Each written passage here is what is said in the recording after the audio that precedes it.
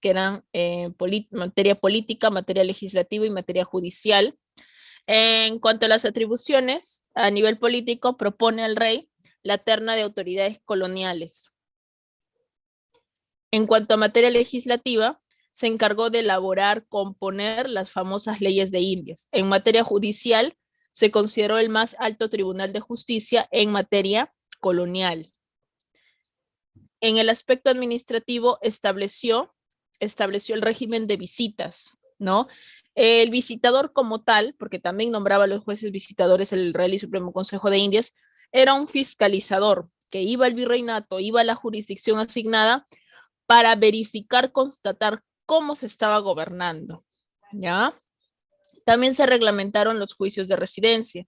Los juicios de residencia sobre todo era para aquellos funcionarios como el virrey, como el caso del intendente. ¿Con qué finalidad se hacía ello? Con la finalidad de poder determinar que no había enriquecimiento ilícito, no se había producido injusticias, ¿ya? Y este juicio de residencia, pues por lo general se realizaba cuando acababan sus funciones. Tenemos también a la Casa de Contratación de Sevilla, ya tenemos a la Casa de Contratación de Sevilla, que era utilizada pues como un ente regulador del comercio de España con sus colonias americanas. También se encargaba de controlar el paso de extranjeros hacia las Indias Occidentales.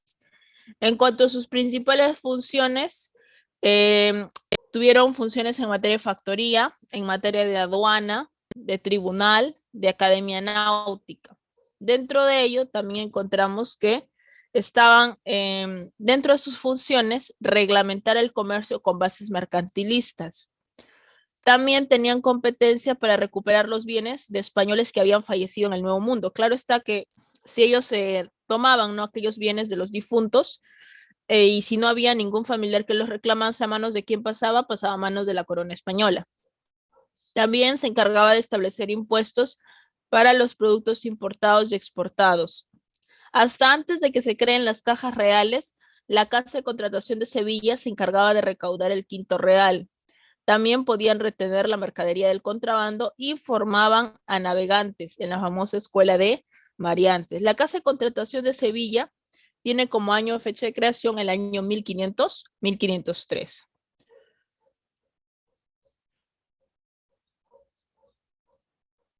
El quinto real era, en este caso, el impuesto, ya era el impuesto que se enviaba, un porcentaje, en este caso, de todo lo que se obtenía en el virreinato.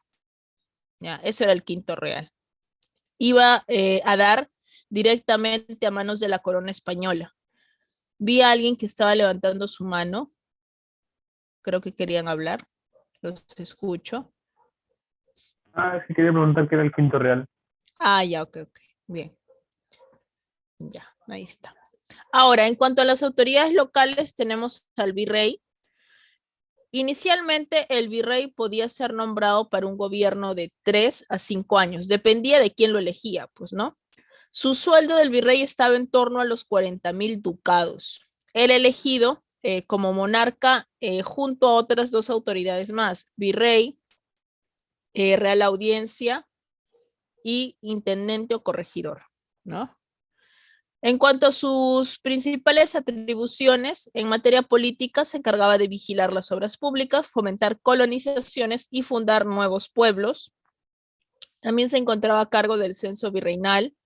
En materia militar se encargaba de vigilar los límites territoriales, nombrar a los jefes de las milicias. En materia judicial presidía la Real Audiencia, resolvía litigios, nombraba también a los visitadores para que realicen la inspección, la fiscalización. En materia económica, el virrey estaba en toda la potestad de incrementar los ingresos que tenía la corona. También se encargaba de estimular el comercio y la industria dentro de su virreinato. En materia religiosa se encargó de edificar iglesias, conventos y monasterios, secundar la empresa misional, es decir, proveer de todo lo necesario para que estas misiones salgan a evangelizar, a adoctrinar a la población que se encontraba habitando en la selva, los indígenas. También vigilaban las universidades, los colegios mayores y hospitales de la iglesia. Por ejemplo, en el caso de las escuelas y universidades, fiscalizaban, ¿no?, qué tipo de contenido se les estaba enseñando a los estudiantes. Bien, también tenemos a la Real Audiencia, que era la encargada de la administración de justicia, ¿ya? Encargada de la administración de justicia. El origen de la Real Audiencia lo vamos a encontrar en las Reales Cancillerías de Valladolid, en España. La Real Audiencia estaba conformada por oidores, por fiscales, relatores, abogados, alguaciles y porteros, ¿correcto? Y en cuanto a sus atribuciones, tenían en este caso atribuciones en materia judicial, como por ejemplo, Tribunal de Apelación de Justicias Inferiores. ¿Qué significa esto? La Real Audiencia dentro del virreinato era una instancia para poder apelar a un caso, ¿no? Para poder apelar a un caso, ¿correcto? También los jueces de la Real Audiencia se encargaban del impuesto. Existía un impuesto de la Bula de la Santa Cruzada que se estuvo prohibiendo pues durante un buen tiempo. Nombraba pesquisadores, intervenía en disputas de bienes de difuntos, armaba a los inspectores de la Armada del Mar del Sur, nombraba también supervisores contra casos de contrabando, muy importante ello. En materia política, tomaba el mando del virreinato en casos de ausencia, enfermedad grave o muerte, nada más, claro está, del virrey. En esas condiciones, la Real Audiencia gobernaba, dirigía el virreinato con el título de audiencia gobernadora, bajo la presidencia del oidor decano, que por lo general siempre era la persona más mayor. ¿Cuáles fueron las audiencias del virreinato del Perú? Lima, Chile, Buenos Aires, Charcas, Quito, Bogotá y Panamá, ¿correcto? Ahora, también tenemos al corregidor. ¿Ya? El corregidor como tal debió servir como un apoyo al virrey en el gobierno del virreinato. La vigencia de este funcionario estuvo entre 1565 hasta 1784, ya que la corona española decide prescindir de los servicios de los corregidores debido a la serie de abusos que se habían identificado. Se convirtieron en uno de los funcionarios más odiados por todos los indígenas. Por tanto, era necesario un cambio de autoridades. ¿Cuáles fueron los requisitos en su momento para ser corregidor? Ser varón, tener una mayoría de edad de 26 años y ser vasallo del rey. Si el corregidor era nombrado por el rey, sería su tiempo de gobierno de 5 años. Si por el contrario era elegido por el virrey, nada más se le podía gobernar 3 años, pero con la condición de que si hacía un buen gobierno, se le renovaba por 2 años más. El sueldo que recibía el corregidor oscilaba entre los 5,000 y los 7,000 y los 7,000 pesos. ¿Ya? Y los 7,000 pesos. Ahora, ¿existieron corregimientos mejores pagados? Claro que sí, como es el caso de Cusco, ya como es el caso de Cusco y Potosí, y los peores pagados en este caso, que eran Riobamba y Otávalo, ubicados en esta zona del Ecuador. ¿Cuáles fueron las principales atribuciones del corregidor? Por ejemplo, en materia política, gobernar una provincia, una jurisdicción. En materia militar, defender su región, defender su jurisdicción y mantener el orden interno, es decir, evitar rebeliones, sublevaciones, focos insurgentes. En materia judicial, el corregidor podía ejercer dentro de sus funciones el poder enviar a personas con sospecha de haber realizado algún acto en contra de la corona, enviándolas a la cárcel. E inclusive, además de ello, tenía licencia para imponer castigos, que por lo general eran castigos físicos.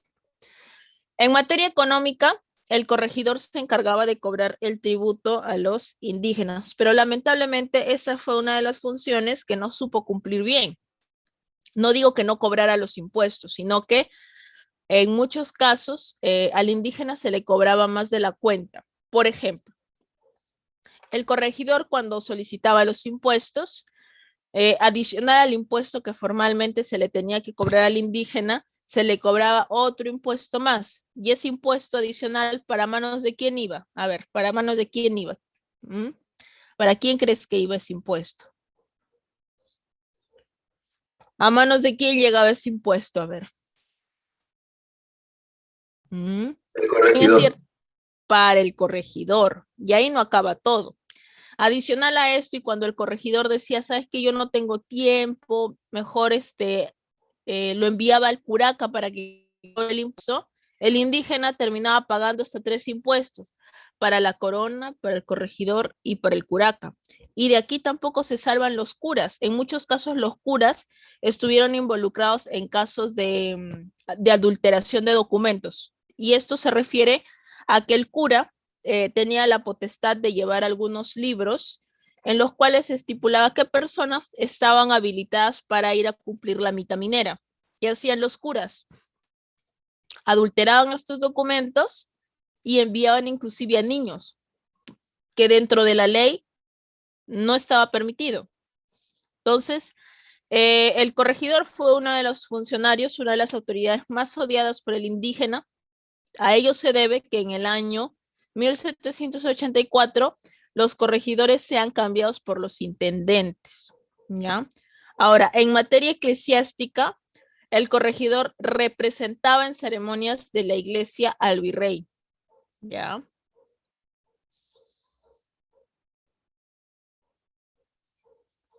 Ahora, en cuanto a las intendencias, se encargaron de reemplazar a los gobernadores y adelantados, en este caso a los corregidores. El sueldo que percibían era entre los 5,000 y 8,000 pesos. En cuanto a sus atribuciones, en materia política, se encargó de gobernar y hacer cumplir las leyes, fomentar las obras públicas. En materia militar era mantener los cuerpos en tropa, edificar cuarteles, construir defensas, guardar armas y distribuir pólvora. En materia judicial también se encargaba de la administración de justicia. En materia económica se encargó de cobrar el tributo indígena, proteger el comercio, la industria, ganadería y minería y controlar los estancos. ¿Qué es un estanco? Un impuesto. Y en materia eclesiástica también el intendente representó pues al virrey en algunas ceremonias religiosas realizadas por el regio patronato.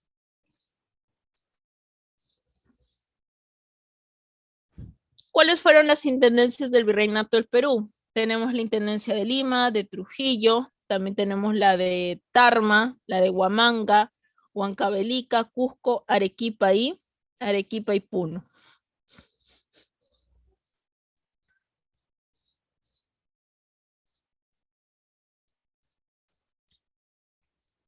Ahora, en materia social, sabemos en este caso que existió la denominada República de Españoles y República de Indios. La República de Españoles, conformada por los españoles o peninsulares, los nacidos en España, y los criollos que tenían padres españoles, pero ellos habían nacido en territorio americano. La República de Indios, te encontramos a los descendientes de Panacas, los caciques, los indios ladinos, los indios del común, los indios de cédula, los forasteros, los yanaconas, los mingados y los mestizos. Y finalmente los negros, ¿no? Las piezas de ébano, los libertos huorro, los cimarrones, que eran en este caso los que se escapaban de las haciendas de sus amos, los mogollones, los bambos, los muleques y los ladinos. En cuanto a la organización económica, es importante poder precisar cuáles fueron los principios económicos que rigieron la economía española y por ende la economía imperante en las colonias de España aquí en América. Por ejemplo, dentro de ellos tenemos el principio mercantilista, es decir, orientado a la acumulación de los metales preciosos, ¿ya? De los metales preciosos. El monopolismo, es decir, el derecho exclusivo que tenía España para poder comercializar sus productos con sus colonias. Solo España tenía permitido comercializar sus productos, ¿no? El realizar actividad comercial con cada una de sus colonias ubicadas aquí en España. Esto a la larga implicó un problema. ¿Por qué crees tú que implicó un problema el tema del monopolismo? A ver, ¿alguna idea? ¿Por qué esto se convirtió en un problema? A ver, chicos. ¿Mm?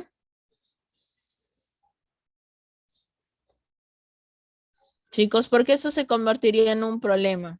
Porque podían hacer lo que ellos quisieran, básicamente. Esencialmente porque esto le dio celos a los demás imperios de ese entonces, que también querían comercializar aquí en América, lo cual va a traer como consecuencia la aparición del contrabando, pues, ¿no? La aparición del contrabando. ¿Ya? Luego tenemos el principio de intervencionismo. El principio de intervencionismo está orientado aquí a que solo España determinaba qué tipo de industrias podían tener los virreinatos o sus colonias. ¿Por qué se producía esto? Justamente se producía esto porque querían evitar a toda costa que las colonias elaboren productos que puedan ser competencia directa con aquellos productos que se elaboraban en España, ¿correcto? Bien. Así es, dice, no permite el pleno desarrollo de las actividades económicas. Ajá, así es, así es. ¿Por qué crees que durante la época del virreinato los españoles, todos aquellos productos que no se podían vender allá en España, los traían acá, los virreinatos, se los daban a los corregidores para que ellos los vendan? ¿Y qué hacía el corregidor? Se lo anotaba a la cuenta, se los daba pues a los indígenas, ¿no? Y la idea era que nunca puedan pagar y siempre sigan trabajando, lo cual va a traer como consecuencia que los corregidores se conviertan en uno de los funcionarios más detestados dentro del sistema colonial. Posteriormente ya fueron cambiados, lo hemos visto, a los intendentes, pues, ¿no? ¿Sí? Bien. ¿Cuáles fueron las principales instituciones económicas? Bueno, de la Casa de Contratación de Sevilla ya hemos hablado. Faltaría nada más hablar del Tribunal del Consulado. El Tribunal del Consulado albergó a los comerciantes limeños. ¿De qué se encargaba el Tribunal del Consulado? Bueno, regular el precio de los productos y armar, conformar los convoys que iban a acompañar a los barcos, pues, ¿no?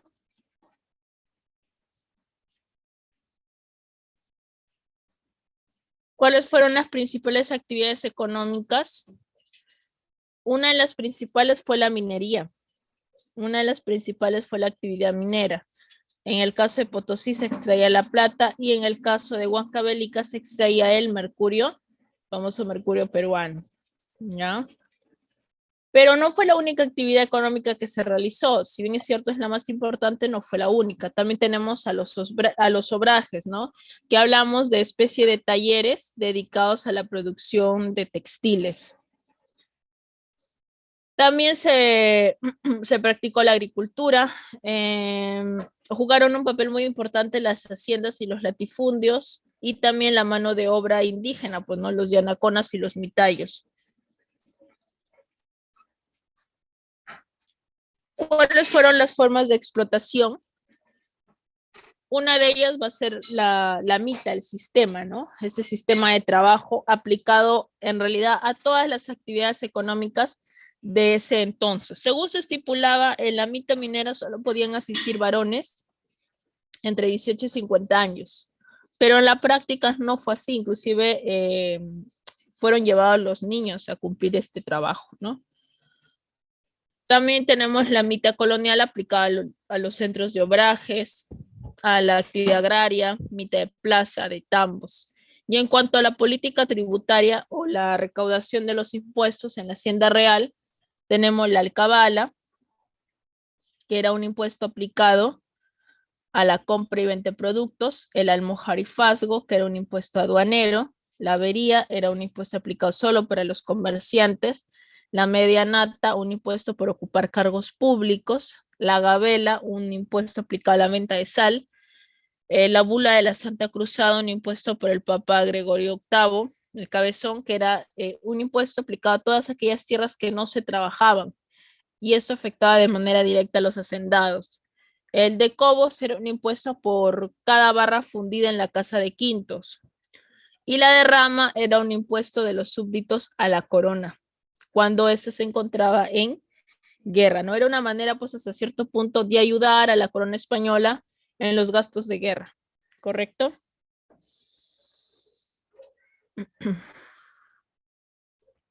¿Existieron otras formas de explotación? Sí. Por ejemplo, tenemos el yanaconaje. Y el yanaconaje es un sistema de explotación que todavía va a perdurar en tiempos de la República. Te estoy hablando de la década del 50. ¿Ya? El yanaconaje era un estado servil del indígena campesino. Los guaraches eran un tipo de trabajo que duraba todo el día y sin ningún tipo de descanso. Los machis eran niños que hacían servicios de criados. ¿Ya? Los pongos eran servicio doméstico para los españoles. ¿Ya? Los pongos eran servicio doméstico para los españoles. ¿Ya?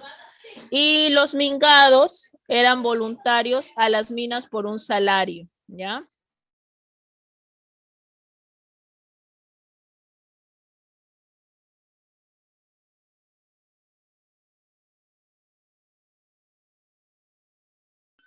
Bien, tenemos aquí también la faltriquería, que era el pago de indios ricos para no asistir a las minas, ¿ya?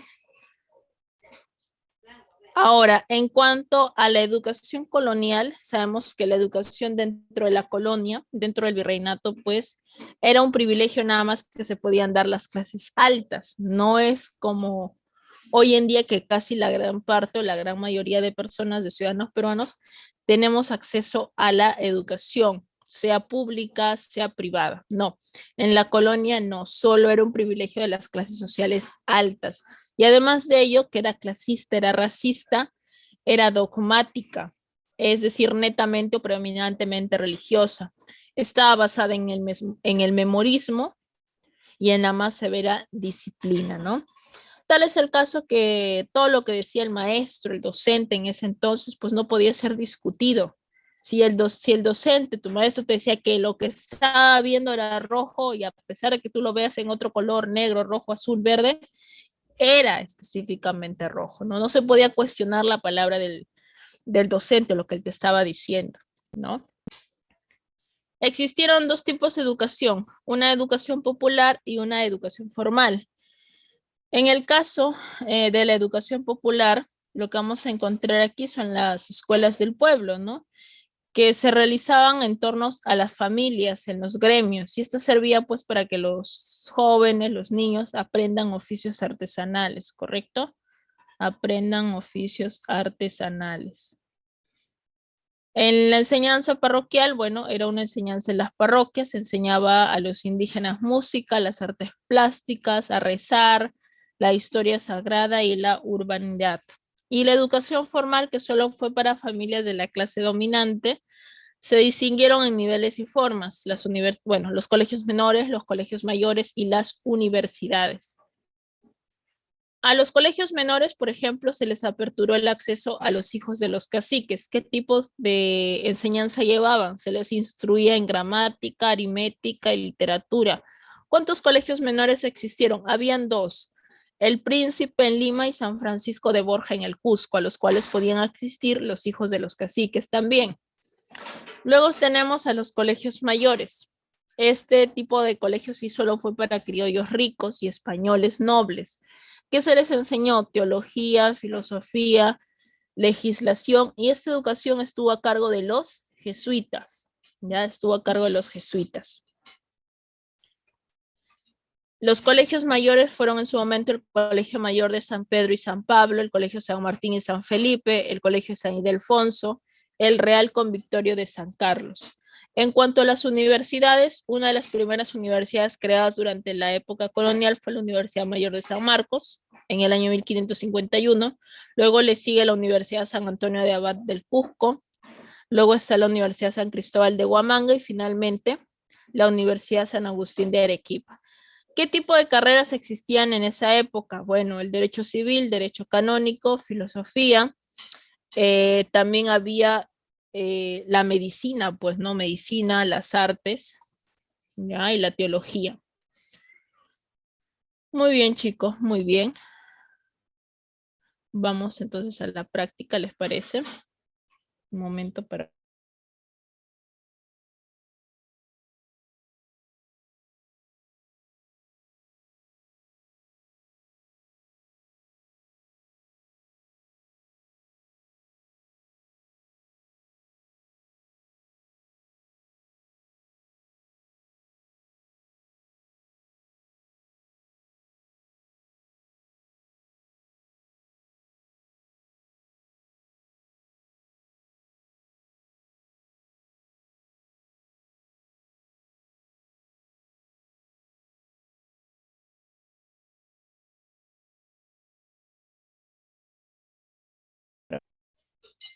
Muy bien, pregunta 1 dice, para fiscalizar a los funcionarios en América, la corona establece 2 formas de control. Estas fueron el navío de permiso y navío de registro, la Armada y la Armada del Mar del Sur, el pliego de mortaja y los juicios de residencia, el Tribunal del Santo Oficio y el Regio Patronato, las visitas o juicios de residencia, chicos. A ver, los escucho.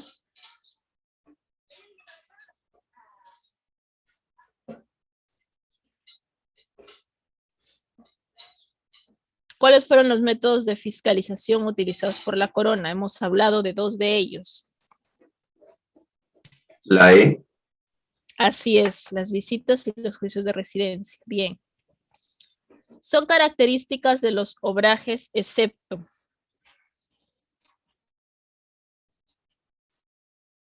Estaban ubicados en zonas rurales andinas. Producían telas de lana y algodón para el mercado interno. La corona buscó limitar su producción y crecimiento. En un inicio el trabajo de la mano de obra era forzada. Eran propiedad exclusiva de los peninsulares. Ahí hay que marcar la que no guarda relación, pues, ¿no? Con una característica de los obrajes. La A. ¿Estaban ubicados en zonas rurales andinas? Sí, sí estaban ubicados en zonas andinas. La D. Sí, en un inicio su mano de obra era forzada.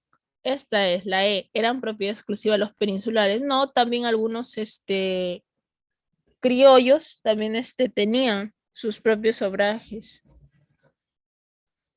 3. En la región del sur, el circuito comercial de esa región tenía como eje central a la ciudad de...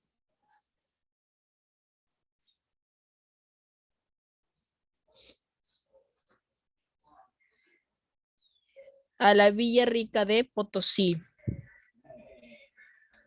4. El surgimiento de las castas mixtas se produce como consecuencia de proceso de evangelización, mezcla progresiva de blancos, cobrizos y negros, las alianzas matrimoniales entre la nobleza andina y los indios comunes, el sincretismo religioso o la unión solo de peninsulares y criollos.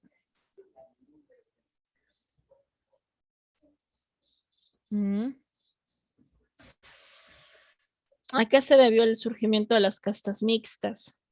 La B. Así es, la mezcla progresiva, blancos, cobrizos y negros. 5. Uno de los siguientes enunciados no constituyó una casta mixta. El mulato, el castizo, el cholo, el saltatrás o el criollo. Mamá.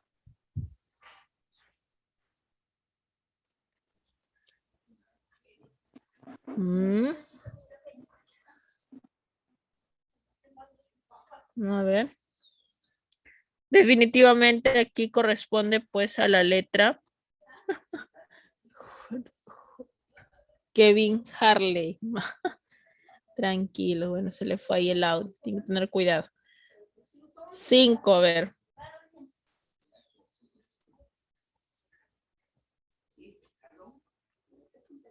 5, letra E. 6. Desde el punto de vista social, las nuevas leyes afectaron a ¿A quiénes afectaron las nuevas leyes? Población indiana, encomenderos, órdenes religiosas, esclavos africanos, los descendientes de la nobleza indígena. La B. A los encomenderos.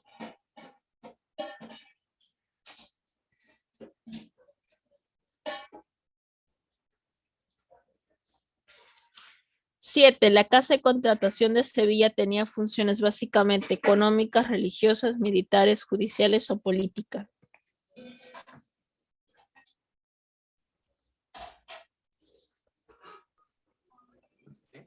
La Casa de Contratación de Sevilla. La A, económicos. Económicas, bien. La ruta de galeones unía los puertos básicamente de Sevilla, Veracruz, Portobelo, Cádiz, Buenos Aires, Valparaíso, Sanlúcar de Barrameda, Portobelo, Callao, Sevilla, Cartagena de Indias, Portobelo, Cádiz, Cartagena de Indias, Veracruz.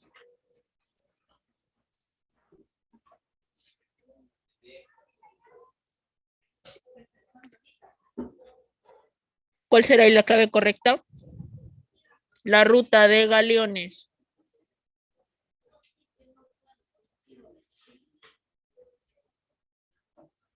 Sevilla, Cartagena de Indias y Portobelo.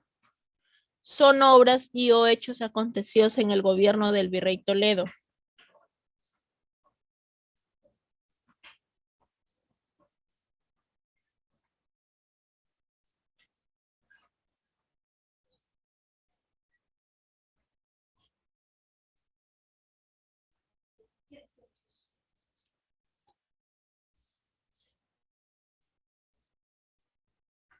Nueve, a ver, 9.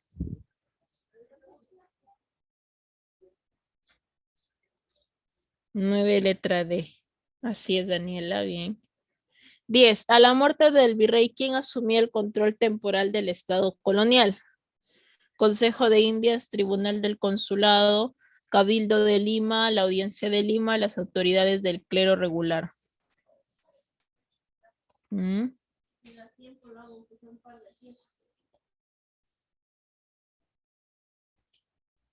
¿Cuál será la clave correcta? ¿Quién asumía las funciones o el gobierno del virreinato cuando algo le sucedía al virrey, como es el caso de su muerte?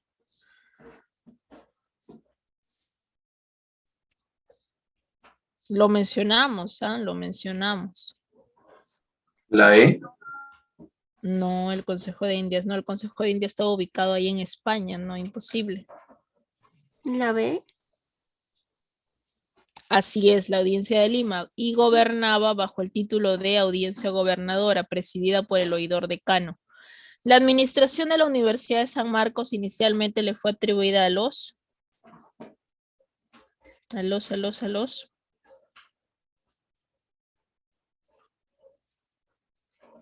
dominicos, franciscanos, jesuitas, mercedarios, betlemitas.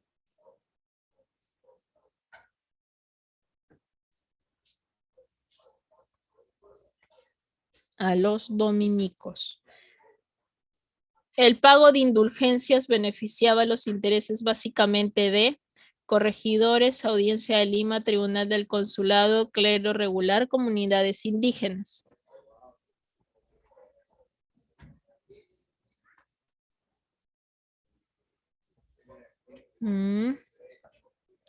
¿A quién le beneficiaban el pago de indulgencias, chicos? ¿A qué se refiere que es una indulgencia? Era el perdón de tus pecados, ¿verdad?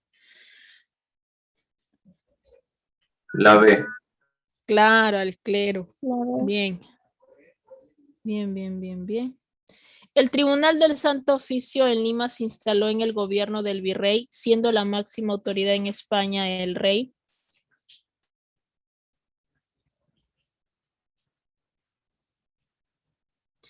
Antonio Mendoza y Carlos, Francisco de Toledo, Núñez de Vela, López de Zúñiga, Francisco de Toledo y Felipe II. Así es, Francisco de Toledo. Bien. Fueron las audiencias metropolitanas más importantes en América del Sur a fines del siglo XVII. Lima, Santa Fe y La Buenos B. Aires. La B. Las audiencias americanas fueron la base territorial de los o las, en tanto que las intendencias de los o las.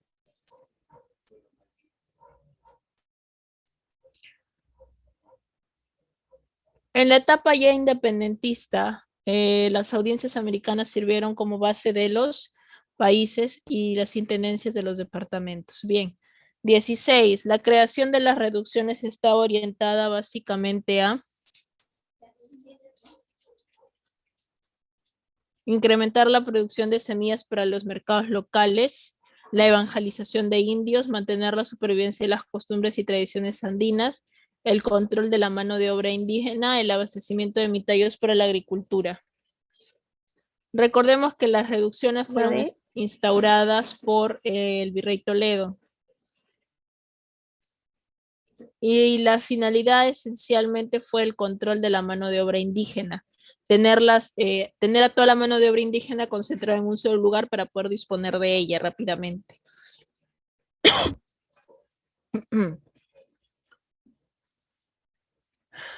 La hacienda española se favorecía con el cobro de impuestos de los súbditos americanos. ¿Qué impuestos se pagaba cuando el Estado colonial entraba en conflictos o disputas militares?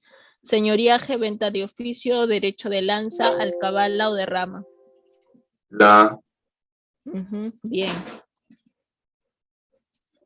La tarea del oficial real se orientaba básicamente a la administración de gobiernos locales, la organización de leva de los mitallos, el adoctrinamiento de la masa aborigen, la fiscalización de la recaudación de impuestos, el abastecimiento de mercurio para los centros mineros.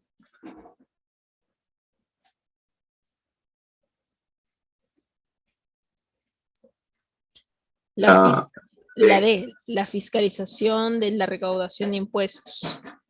19. Entre los funcionarios coloniales que integraban las audiencias destacan, excepto La D. la E, corregidores.